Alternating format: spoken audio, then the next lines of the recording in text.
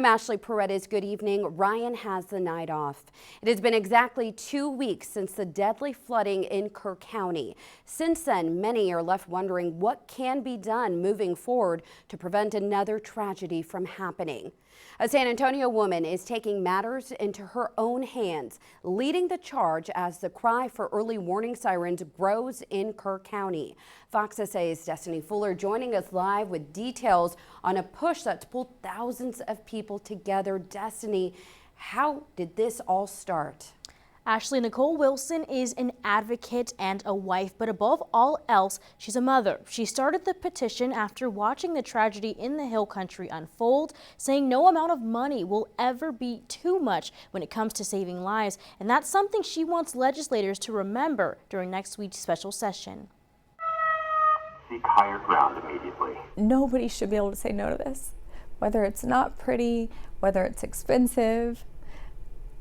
Nobody can say no to this. A belief shared by more than 43,000 people across the country, and that number continues to grow. All of them signing this petition, calling for an early outdoor warning siren system in Kerr County after the death of over 100 people at the hands of historic flooding. We're not going to prevent the flooding, but we have an opportunity, a huge one, by making an investment here, both through time and money, by our legislators and by the people of these areas to make a difference the next time this does happen. Wilson watched along with the world as floodwaters devastated the Hill Country, saying she felt the need to help, adding that state and local legislators have a chance to do the same. Had we had sirens along this area, up and down, the same type of sirens that they have in Israel when there's an attack coming, that would have blown very loudly, it's possible that would have saved some of these lives.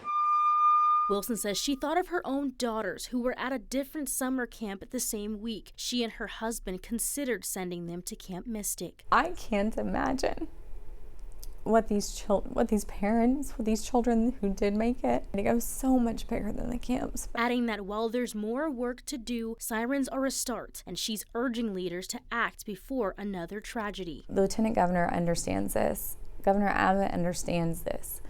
I think everybody understands this, but 5 minutes could have and probably would have saved so many lives.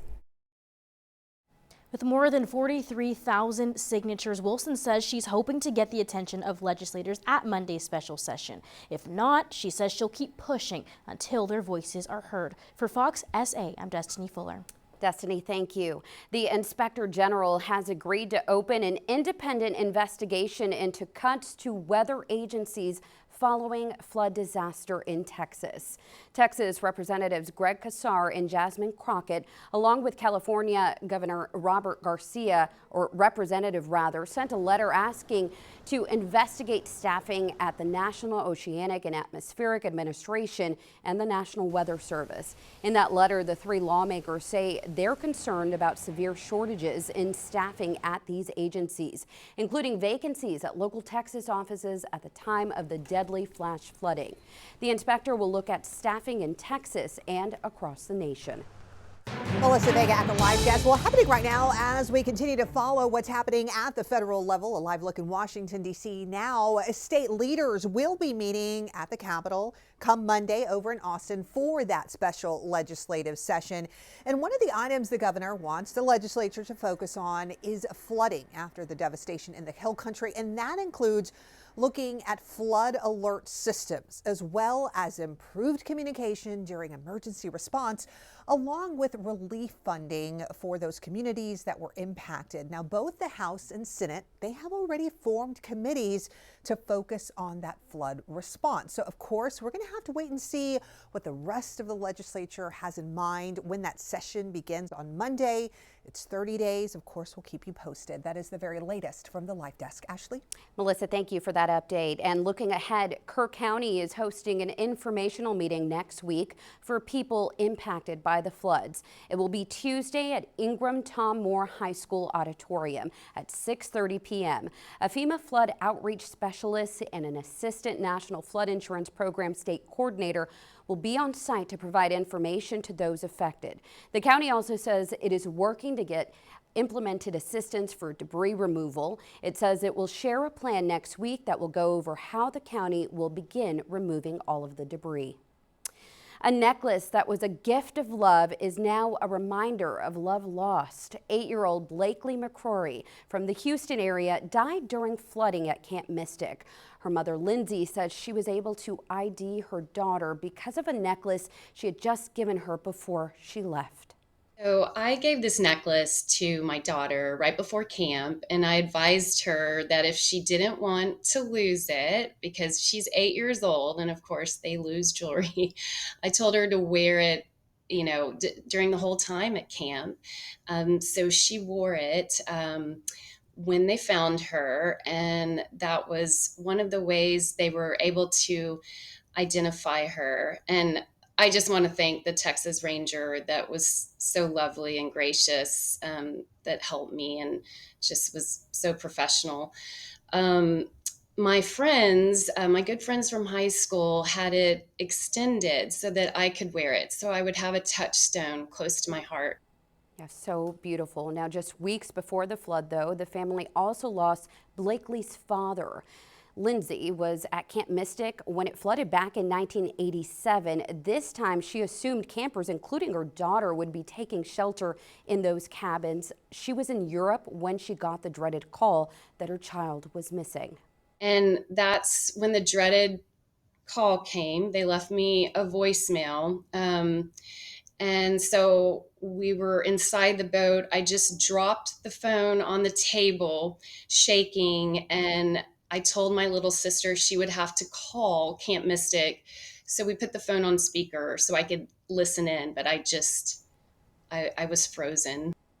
Blakely was laid to rest today, and her mother said she'll be remembered as a fearless young girl who encouraged everyone around her. The catastrophic flooding 2 weeks ago today led to 116 deaths, with as many as 97 people still missing. Over 2,000 first responders and other teams have been on the ground searching for flood victims ever since. Fox SA's Taylor Wartme was in Ingram today with the challenges those crews are facing. Here in Ingram, the search and recovery effort is going around the clock. This is a massive operation under the most challenging conditions. We spoke to a search team who is using cutting-edge technology to help them. Search crews are continuing their work in treacherous river conditions. No visibility, dangerous pathogens in the water, and extreme heat. It's a job that we're going to leave here and not take back home and talk about. Members of Blue Diver Search and Recovery are here from the DFW area. But before they hit the water, every buckle and strap matters for their own survival because of the bacteria and other pathogens in the water. You're completely sealed up in your dry suit so that the water hopefully cannot touch you. You never make contact with it. The goal is to never make contact, especially around your mouth, in your nose, in your ears, in your ears. And helping them see through the murky water, advanced technology. It uses sonar pings to go into density and measure density. On the screen, it will show you O's if it's like wood or debris, and it will show you X's if it's body tissue. Anything that matches the density of the body. It's difficult to want to find someone, but then not want to find anyone. It's difficult to have the two together. In Ingram, Austin Harden with the Ingram VFD says the majority of the search is happening around the Ingram Dam, west towards Hunt. The search area is massive, meaning it has to be carefully coordinated. 80 miles or something of that sort. We're covering from one end of Ingram to the other. We have 4 different division and crews quartered up into general areas, searching each side. We have maps up, and we have pinpoints on where each crew is as they move upstream or downstream, who's on their crew. Harden says the biggest challenge right now is people randomly showing up without fully being registered. They're asking people who don't need to be in the area to stay away for right now. Reporting in Ingram, I'm Taylor Wartenby.